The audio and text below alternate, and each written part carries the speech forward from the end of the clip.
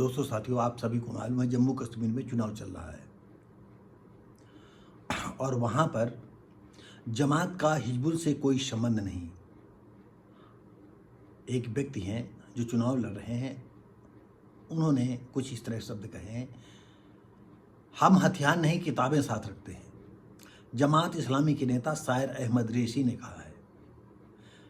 जमात इस्लामी के नेता शायर अहमद रेशी ने जानते हो क्या कहा है? फिर से सुन लो। जमात का हिजबुल से कोई संबंध नहीं, हम हथियार नहीं किताबें रखते हैं, ये उन्होंने कहा है। गैर कानूनी संगठन जमात इस्लामी के नेता 37 वर्ष बाद कश्मीर में चुनाव लड़ रहे हैं, यानी 37 साल बाद। जो पैदा हुआ होगा तो आज सोचो कितने साल का हो गया। जमात का चुनाव चिन्ह नहीं होने से सभी निर्दलीय मैदान में हैं। इन नेताओं में शायर अहमद रेशी भी हैं जो कुलग्राम से प्रत्याशी हैं।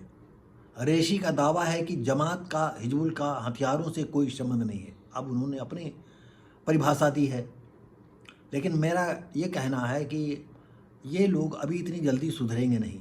इनकी करनी कथनी में कहीं ना कहीं कुछ तो अंतर होगा। अब वहाँ की पब्लिक को सोचना है, वहाँ की जनता को सोचना है कि हमको किसको देना है। वहाँ की लड़कियों को सोचना है कि बुर्का से तुम्हें आज़ादी कहाँ से मिल सकती है। नहीं, बंद गोभी की तरह बनी रहो, बंद।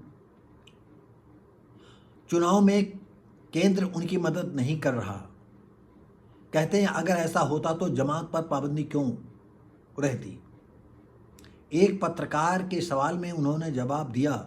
पत्रकार आखिरी सवाल, 370 के बाद कश्मीर में क्या बदला? वो बदकिस्मती है, ऐसा नहीं होना चाहिए। देखिए रेशी खुलेआम बोल रहे हैं, हम आवाज़ उठाएंगे, हालांकि अभी मैं उतना बड़ा लीडर नहीं हूँ। रेशी की अंदर की भावना जुबा तक आ गई। तो दोस्तों साथियों, ये रेशी जैसे लोग ये बिल्कुल ये किसकी खाल में पहुँचे हैं? इंसानियत की खाल ओढ़ करके वही बबर शेर बने हुए हैं।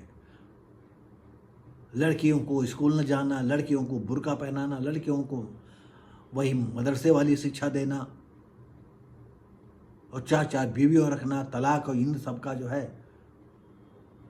बड़े कितना कि अभी वो इतने बड़े लीडर नहीं हैं, बातें कितनी बड़ी कर रहे हैं। क्योंकि इनका कोई भी आदमी ये नहीं चाहेगा कि लड़कियां आज़ाद हों। कोई भी व्यक्ति नहीं चाहेगा इनको आज़ादी हो। और जो पढ़े लिखे लोग हैं अपनी बीवियों को, अपनी लड़कियों को आसमान में रखते हैं, साउथ अफ्रीका और फ्रांस में पढ़ाते हैं, वहाँ इनके धंधे पानी हैं, यहाँ पैसा नोच घसोट करके ले जाते हैं विदेशों में।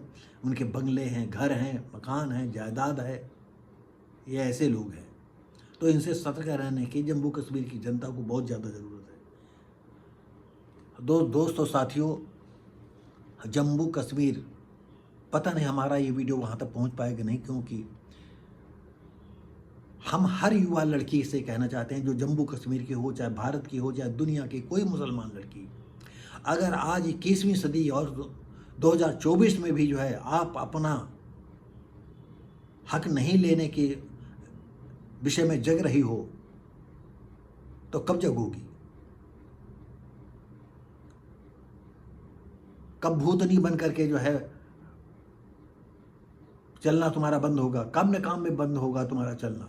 अरे इनका बस नहीं चलता है, नहीं तो किसी गेंद में तुम्हें पैक कर दें और नीचे ठोकर मारते हुए सड़क पर ले जाएं, क्योंकि जिसमें कोई देख न पाए। और दुनिया भर की लड़कियों के लिए ये जो है बाँचे खेले रखते हैं, रेप करना, बलात्कार करना, और जो न माने उसको कत्ल कर देना। तो अब आप लोगों की, जनता की आवश्यकता है कि वो ऐसे रेशी लोगों के लिए जो है क्या करते हैं जिनके ख्वाब बहुत ऊंचे हैं, वही इस्लाम के ख्वाब। तो दोस्तों साथियों, ये कितना बड़ा क्या मामला है, ये बात हम आपको नहीं बता सकते हैं, लेकिन मैं चाहूँगा कि जो देशद्रोही है उनको कोई भी पब्लिक वोट न दे। जो दीन की बात करे उसे वोट मत दीजिए, जो देश की बात करे उसे वोट दीजिए। क्यों? देश से बढ़कर के धर्म नहीं हो सकता है, लेकिन इनके लिए धर्म बड़ा है, देश नीचे है। तो ऐसे गद्दारों के लिए, ऐसे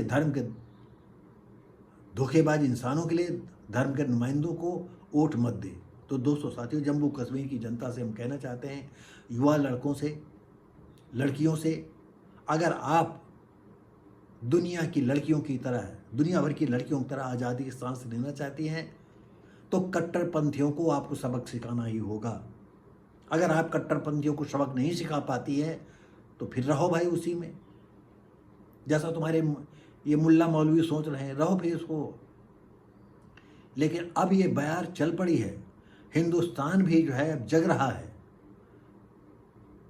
अब मुल्ला मौलवियों की नाक में नकेल डाली जा चुकी है।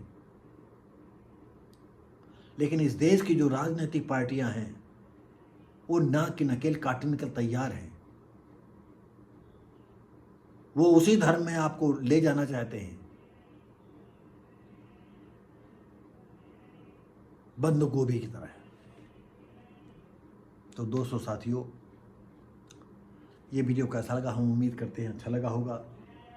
यदि अच्छा लगा है तो लाइक शेयर कमेंट करें, सब्सक्राइब करें, बेल आइकन जरूर दबाएं। और ज़्यादा अच्छा लगे तो अपने दोस्तों और साथियों को भेजें, उनसे मेरी तरफ से निवेदन कर दें कि इसको लाइक और सब, क्योंकि आप जानते हो यूट्यूबर के लिए यही सबसे बड़ी पूंजी होती है, लाइक शेयर कमेंट का। और अगर कहीं किसी को तकलीफ़ होती है, कभी भावुकता में कहीं कुछ कोई इधर उधर शब्द निकल जाते हैं, पहले से हम आपसे क्षमा चाहते हैं। हम किसी को ठेस नहीं पहुंचाना चाहते हैं, लेकिन मैं चाहता हूं कि जिस तरह से दूसरे धर्म के लड़के लड़कियां आज़ादी से जीवन यापन कर रहे हैं, अच्छी एजुकेशन ग्रहण कर रहे हैं, वैसे हमारे मुस्लिम बहनें बेटियां भी जो है अच्छी शिक्षा ग्रहण करें। और ये बुजुर्ग और आपसे क्या कह सकता है। जैसे मैंने पिछले कहा कि मैं भी अपने को देश प्रेमी मानता हूँ। अब कितने परसेंट ही आपकी नज़रों में मैं सचमुच देश प्रेम की बात करता हूँ या नहीं। हम अपने कह दें कि दुनिया का मैं सबसे बड़ा देश प्रेमी हूँ, तो इससे तो नहीं होगा कुछ। तो दोस्तों साथियों, हम मिलेंगे आपको अगली वीडियो में। तब तक के लिए नमस्कार, जय हिंद।